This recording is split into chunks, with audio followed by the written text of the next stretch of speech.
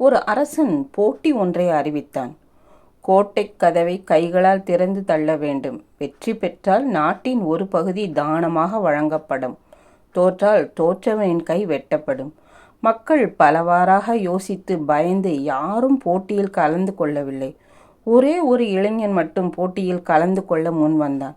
போட்டியில் தோற்றுவிட்டால் கைகளை வெட்டி விடுவார்கள், உன்னுடைய எதிர்காலம் என்னவாகும் என்றார்கள்.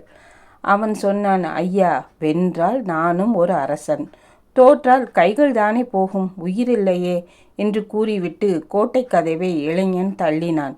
என்ன அதிசயம்! கதவு சட்டென திறந்து கொண்டது.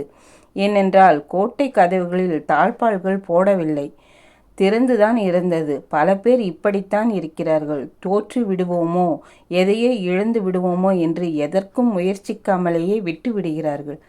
அனைவரும் அறிந்த முயல் ஆமை கதையில் முயலின் தோல்விக்கு முயலாமையே காரணம். முயற்சி செய்வோம், வெற்றி அடைவோம். வாழ்த்துக்கள்.